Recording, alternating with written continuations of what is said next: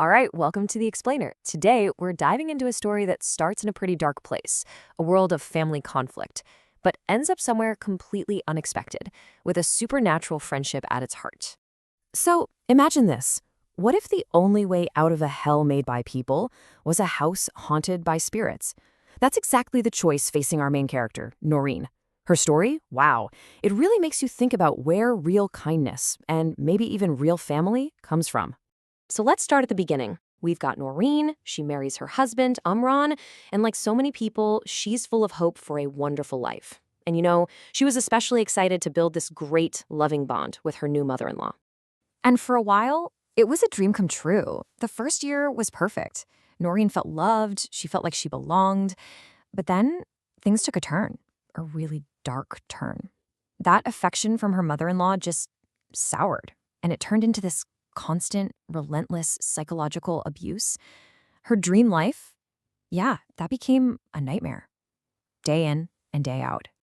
Just imagine hearing things like that all the time, often in front of other people. It was just an endless stream of taunts. Everything Noreen did was wrong. Every little effort was shot down. It just chipped away at her, bit by bit, day by agonizing day. So you can probably guess, all this pressure was building and building. Something had to give, and it was about to. And the cruelty wasn't just random insults anymore. It got calculated. Take this one incident. Noreen makes this special meal for her husband, trying to have a nice moment. Her mother-in-law sneaks in and just dumps a ton of salt in it. But here's the kicker, the part that really hurts. Her husband, Amrin, he just eats it, in total silence. He doesn't say a word to defend her. For Noreen, that silence was just as bad, maybe even worse than the salt itself, a total betrayal. And then came the final straw. It's during a family get-together, and her mother-in-law just publicly humiliates her. That's it. It leads to this huge explosive fight. And in that moment, Noreen looks at her young daughter and realizes she can't raise her here, not in this toxic mess. So she does it. She packs a bag, grabs her daughter's hand, and walks out. Okay, so now they have to live somewhere else. Amran, her husband, goes out and finds the only place they can afford, a cheap rental in Lahore. But here's the thing. This new house, it comes with a reputation, a very, very strange one. So here's the choice Noreen is looking at, right? On one hand, you have the hell she knows, the emotional abuse, the constant criticism. On the other, you have this new house that all the neighbors are whispering about, saying it's haunted. Honestly, for Noreen, a haunted house sounded better than the one she just left. Any risk was worth it for a little peace. So they move in, and at first there's peace. But then something weird starts to happen.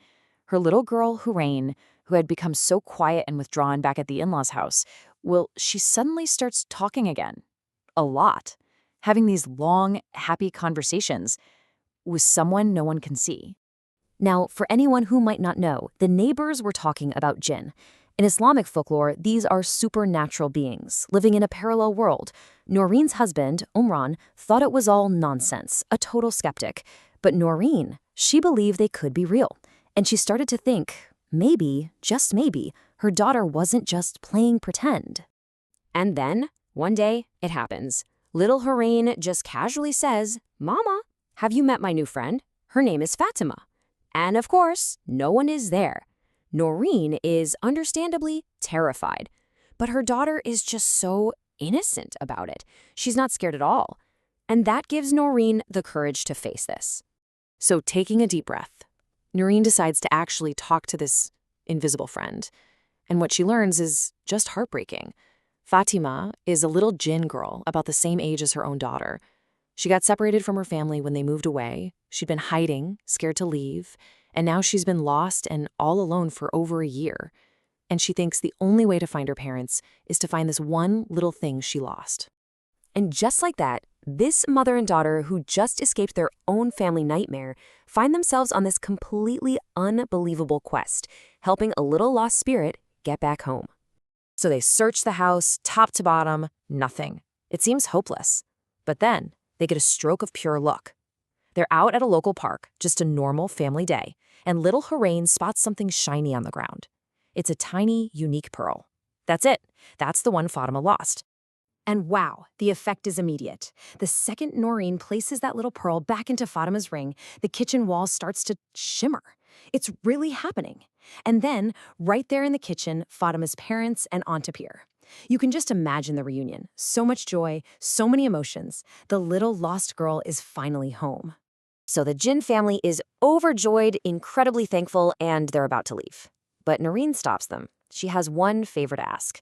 She says, "My husband, he doesn't believe in any of this. Can you please help me show him that this is real, that our daughter's friend wasn't just in her head?" And of course, they agree. So that night, they put on a little show for Umran.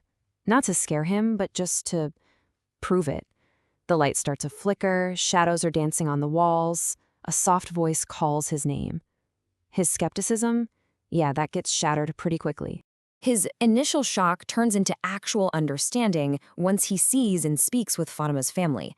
A real bond, a sense of respect, forms between these two families from different worlds. And as a parting gift, a thank you, they leave behind a special ring, a ring that will make sure their daughters can always stay in touch. And this wasn't just some one-time thing. The story jumps forward 20 years. Her reign is all grown up, she's a doctor, and she's getting married. And who do you think is one of the very first people she tells? Her best friend from childhood, Fatima. I mean, think about it. Their friendship has literally lasted across dimensions. They've shared everything, all the little secrets, all the huge life moments. It just goes to show you a real, true connection. It doesn't care about worldly or otherworldly boundaries. So when you look at the whole story, it's pretty amazing. Noreen's journey began with such cruelty from her own kind, from her own family, but it ended with this incredible kindness from a family of spirits. It really makes you wonder, doesn't it, about all the invisible connections in our lives and the unexpected places and maybe beings where we might find our very best friends.